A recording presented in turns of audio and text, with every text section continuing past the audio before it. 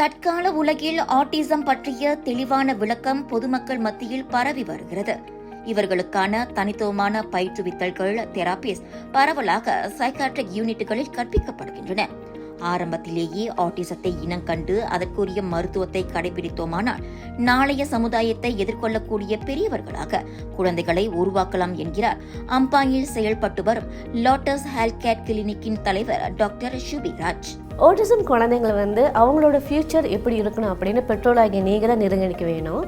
ஏன்னா ஒரு காலகட்டம் வரைக்கும் தான் பெற்றோர்கள் அவங்களோட இருக்க போகிறோம். அதுக்கப்புறம் நம்ம இருக்க மாட்டோம். ஸோ அவங்கள நம்பி நம்ம யாருக்கிட்ட ஒப்படைக்க முடியும். அதனால் இந்த ஆட்டிசம் சில்ட்ரன்ஸ் அவங்களே பாதுகாக்கிறதுக்கு, தற்காப்பு பண்ணுறதுக்கும், அப்புறம் இந்த ஹோர்மோனல் சேஞ்சஸ் ஆகும். இந்த பருவ காலம் வரும் இல்லையா, இந்த பருவ காலத்தில் எப்படி இந்த ஹோர்மோனல் சேஞ்சஸ் ஆகும் பொழுது தன்னை எப்படி பாதுகாத்துக்க போகிறாங்க, எப்படி அதை மேனேஜ் பண்ண போகிறாங்க, ஸோ அவங்களோட ஃப்யூச்சர் என்ன ஆக போகுது அப்படின்னு நீங்கள் நினச்சிங்க அப்படின்னாக்கா இப்போவே உங்களோட குழந்தைக்கு ஒரு நல்ல தீர்வான ஹோமியோபதி சிகிச்சை நாடுங்க. கண்டிப்பாக அவங்களுக்கு பிஹேவியர் சேஞ்சஸ் வரும். அதாவது அவங்களுக்கு என்ன செய்யணும், எதை சாப்பிடணும், எதை சாப்பிடக்கூடாது, டாய்லெட் போனால் அவங்க என்ன செய்யணும், எப்படி அவங்களை சுத்தப்படுத்திக்கிறது. ஸோ இந்த மாதிரி ஹோர்மோனல் சேஞ்சஸ்லாம் வரும்போது அவங்கள எப்படி பார்த்துக்கிறது, எப்படி க்ளீனாக இருக்கிறது, யார்கிட்ட எப்படி பேசுறது, ஆபத்துன்னு வரும்பொழுது யாருக்கிட்ட உதவி கேட்குறது. ஸோ இந்த வகையான விஷயங்கள் பேசிக்காகவே அவங்களுக்கு புகுத்தப்பட்டுட்டோம், ட்ரெயின் பண்ணிட்டோம் அப்படின்னு இருந்தோம்னாக்கா கண்டிப்பாக உங்கள் குழந்தைங்களும் ஓரளவுக்கு சிறப்பாக இருப்பாங்க. ஆட்டிசம் குறைபாடு கொண்ட குழந்தைகள் இயற்கையாக பிறருடன் பிணைப்பை உருவாக்குவதில் சிரமத்தை எதிர்நோக்குவார்கள். சாதாரண குழந்தைகளை விட மொழி மற்றும் பேச்சு திறன் மேம்படுவதில் வெகு தாமதமாகும். சிலர் விளையாடும் போது டாய்ஸை ஒரு நேர்த்தியான வரிசையாக அல்லது ஒன்றுக்கு மேல் ஒன்று கோபுரமாக அடுக்கி வைத்தலை விரும்புவார்கள். இப்படி பல நடத்தை அறிகுறிகளால் இந்த ஆட்டிசம் குறைபாட்டை அடையாளம் காணலாம் என்கிறார் இவர்.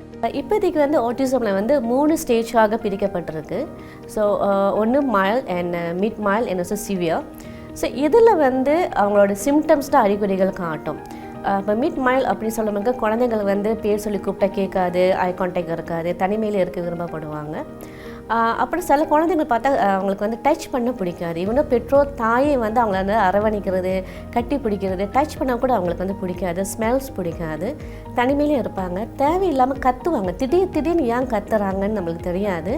தூக்கிக்கிட்டே இருக்கும்போது நடுராத்திரி எந்திரிச்சு தூக்கம் இல்லாமல் ஆடுவாங்க, பேசுவாங்க, கத்துவாங்க, இதெல்லாமே இருக்கும். ஸோ இதெல்லாம் கொஞ்சம் சிவிரிட்டியான கேசஸ். அவங்க தனிமையில் இருக்க ஆசைப்படுவாங்க. அவங்க உலகத்திலே இருக்கிற மாதிரி இருக்கும். கூப்பிட்டா கூட அவங்களோட பேர் சொல்லி கூப்பிட்டா கூட திரும்பி பார்க்க மாட்டாங்க. அப்புறம் அவங்களுக்கு பிடித்த ஒரு சில விளையாட்டு பொருட்களை வச்சு மட்டும் அதுவும் வரிசைப்படுத்தி அது பார்த்து தான் விளையாடுவாங்க. குழந்தையின் மூளை வளர்ச்சி மற்றும் விருத்தியில் ஏற்படும் பிரச்சனை காரணமாக குழந்தைகள் ஆட்டிஸ்டிக்காக மாறுகின்றனர். இது ஒரு குழந்தைக்கு ஏற்படும் குறைபாடாகும். சில சமயங்களில் ஜெனட்டிக் மற்றும் சூழலியல் காரணிகளால் கூட இந்த குறைபாடு தூண்டப்படலாம்.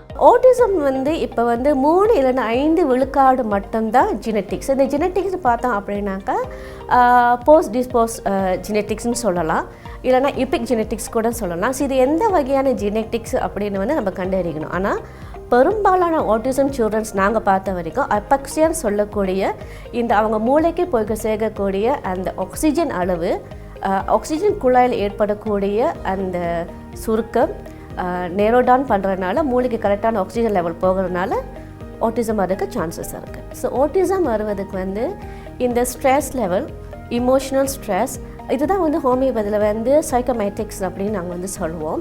ஸோ இந்த அதிகமான தாய் குழந்தையை சுமக்கும் பொழுது அவங்களுக்கு அதிகமான இந்த ஸ்ட்ரெஸ் லெவல் இருந்துச்சு அப்படின்னாக்கா அந்த குழந்தை ஆட்டிசமாக வருவதற்கு வாய்ப்புகள் இருக்குது. இது ஏன் அப்படின்னு சொன்னோம்னாக்கா இந்த கருப்பையில் சுமக்கும் பொழுது ஒரு 32 வாரங்களுக்கு பிற்பாடு இந்த எம்னியோட்டிக் கேவிட்டியில் உருவாக்கக்கூடிய எம்னியோட்டிக் ஃப்ளூயிட், அதாவது அந்த நீர்க்குடம் இல்லை நீர் வளையம்னு சொல்லுவாங்க இல்லையா, இதில் இந்த உமான், அந்த நீரோட உமான் குறைஞ்சிச்சு அப்படின்னாக்கா இந்த குழந்தை மூளைக்கு போய் சேர வேண்டிய இந்த ஆக்சிஜன் குறைபாடுகள் ஏற்படும் பொழுது மூளை வளர்ச்சி குறைபாடும், இதனால் ஆட்டிசம் வரக்கூடிய வாய்ப்புகள் அதிகமாகவே இருக்கு. நோய்க்குத்தான் சிகிச்சை தேவை, ஆட்டிசம் போன்ற குறைபாடுக்கு அல்ல என்கிறார் டாக்டர் சுபிராஜ். எனவே இக்குறையை நிவர்த்தி செய்ய ஹோமியோபதி மருத்துவமும் ஒரு வழி என்கிறார் இவர். ஆட்டிசம் என்பது வந்து ஒரு குறைபாடு. நோயாக இருந்தால் அதுக்கு மாத்திரைகள்லாம் கொடுத்து ப்ராப்பரான டயக்னோசிஸ் டூல்ஸ் இருக்கும். தென் அதுக்கு ப்ராப்பரான மாத்திரைகள் கொடுத்து நம்ம வந்து குணப்படுத்த முடியும். ஆனால் ஆட்டிசம் வந்து ஒரு குறைபாடு, இட்ஸ் டிஸார்டராக இருக்கிறனால இன்றைக்கு வரைக்கும் எங்களுக்கு தெரிஞ்சு எந்த ஒரு இன்ஸ்ட்ருமெண்ட்ஸோ டயக்னோசிஸ் டூல்ஸோ ஒன்றும் கிடையாது. ஃப்யூச்சரில் வர்றதுக்கு வாய்ப்புகள் இருக்குது. நான் நிறைய ஆய்வுகளும் பண்ணிக்கிட்டு இருக்காங்க. ஸோ இந்த குறைபாடுகளுக்கு வந்து ஹோமியோபதியில் வந்து நாங்கள் என்ன மாதிரி ட்ரீட்மெண்ட் செய்வோம் அப்படின்னாக்கா, இந்த குழந்தைகள் இருக்கக்கூடிய இந்த ஹைபாக்சியான்னு சொன்னேன் இல்லையா, இந்த குழந்தை மூளைக்கு போய் சேரக்கூடிய அந்த ஆக்சிஜன் லெவல் ஏன் குறைபாடு வந்தது, எதனால் வந்தது, இப்போ அவங்க எப்படி இருக்காங்க, ஃப்யூச்சரில் எப்படி இருக்க போகிறாங்க அப்படின்னு நாங்கள் கணிச்சு ஹோமியோபதியில் அவங்களுக்குன்னு பிரத்யேகமாகவே மாத்திரைகளை தயாரித்து அந்த ஆட்டிசம் குழந்தைகளுக்கு கொடுக்கறனால ஹோமியோபதி மாத்திரைகள் எடுத்த பிற்பாடு ஒரு ட்ராஸ்டிக் சேஞ்சஸ் வந்து பார்க்கலாம். அவங்களோட பிஹேவியரில் பேச முடியாமல் இருந்த குழந்தைகள் பேச ஆரம்பிக்கிறாங்க, கான்சன்ட்ரேஷன் பண்ண ஆரம்பிக்கிறாங்க, மற்ற குழந்தைங்களோட வந்து விளையாட ஆரம்பிக்கிறாங்க, சாப்பிட ஆரம்பிக்கிறாங்க.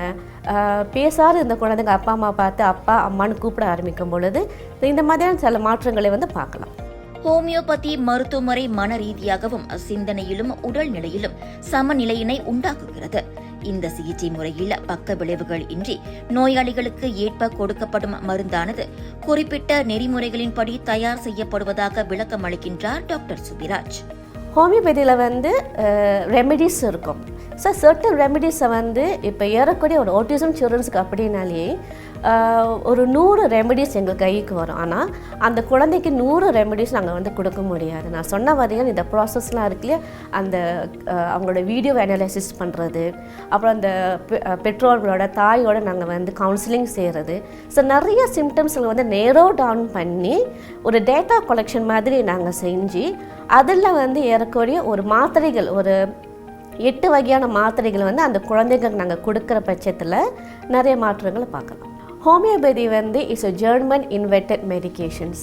உலகத்திலே 2வது ஹெல்த் கேர் சிஸ்டம் ஹோமியோபதி தான். ஸோ இந்த ஹோமியோபதி வந்து மூலிகை சார்ந்து எடுக்கப்பட்ட ஒரு மாத்திரையாக இருந்தாலும் இப்போ நவீன காலகட்டத்தில் நிறைய ஆய்வுகள் பண்ணி மாடர்னைஸ் பண்ணி நம்மளோட பேஷண்ட்ஸ்களுக்கு கொடுத்துக்கிட்டு இருக்கோம். ஸோ நிறைய பேர் அது இருக்கும், லைக் என்கிட்ட கேட்டுப்பாங்க, நாட்டு வைத்தியமா சித்த வைத்தியமா அதெல்லாம் கிடையாது. So actually it's from Germany, but நல்லா ஃபேமரைஸ் பண்ணது வந்து இந்தியாவில், in London, and also Vienna, Austria நாட்டில் வந்து நிறைய லேப்ஸ் இதெல்லாமே இருக்குது. குழந்தைகளுடைய ஒவ்வொரு நிலை வளர்ச்சியையும் கூர்ந்து கவனிக்க வேண்டும். சரியான விகிதத்தில் வளர்ச்சி இல்லாத போது உடனடியாக நாம் மருத்துவரை அணுக வேண்டியது அவசியம். இதனிடையே கர்ப்ப காலத்தில் தாய்மார்களும் உடல்நிலை மற்றும் மனநிலை ரீதியாக தயாராக இருந்தால் இந்த குறைபாடுகளை தவிர்க்கலாம் என அறிவுறுத்துகிறார் இவர். ஆட்டிசம் ப்ரிவென்ஷன்ஸ் பற்றி பேசணும் அப்படின்னாக்கா, முதல்ல வந்து தாய்மார்களை வந்து அவங்கள வந்து மன ரீதியாகவும் உடல் ரீதியாகவும் வந்து தயார் பண்ணிக்கொள்ள வேண்டும். அதாவது என்னன்னாக்கா, அவங்க பயன்படுத்துகிற இந்த cosmetic products, skin care products, hair care products, அப்புறம் வந்து இப்போலாம் வந்து லைக் ஸ்கின் ஒயிட்டனிங்ஸ் ப்ராடக்ட்ஸ்லாம் எடுக்கிறாங்க. அது பானமாகவும் இருக்கட்டும், இல்லை பீல்ஸாகவும் இருக்கட்டும், இல்லை ஸ்லிமிங் ப்ராடக்ட்ஸ் அவங்க வந்து எடுக்கிறாங்க. ஸோ இதெல்லாமே வந்து ஏறக்குறைய 6 மாதம் இல்லைன்னா 8 மாதத்துக்கு முன்னாடி நீங்கள் ப்ரெக்னென்சி ஆக போகிறீங்க அப்படின்னு நீங்கள் பிளானிங்கில் இருந்தீங்கன்னாக்கா 6 to 8 monthsக்கு முன்னாடியே வந்து இதெல்லாமே நீங்கள் வந்து நிப்பாட்டிடுங்க. ஏன்னா இதெல்லாம் வந்து நம்ம சாப்பிட்றதுனால இது நம்ம ரத்த அணுக்களே இருக்கும். ஸோ இந்த தருணத்தில் நீங்கள் குழந்தை தரிச்சிட்டிங்க அப்படின்னாக்கா அவங்களோட மூளை வளர்ச்சிக்கும் இது ஒரு பாதிப்பாக போகிறதுக்கு வாய்ப்புகள் உண்டு.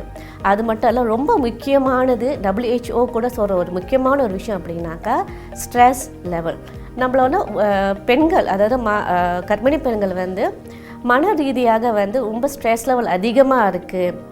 அவங்களுடைய இமோஷனல் ஸ்ட்ரெஸ்ஸாக இருந்தாலும் சரி, இல்லை ஃபைனான்ஷியல் ஸ்ட்ரெஸ், இல்லை ஃபேமிலி ஸ்ட்ரெஸ், இதெல்லாமே இருந்தால் கூட வந்து அவங்களுக்கு வந்து இந்த வகையான ஆட்டிசம் சில்ட்ரன்ஸ் பிறக்கிறதுக்கு வாய்ப்புகள் உண்டு.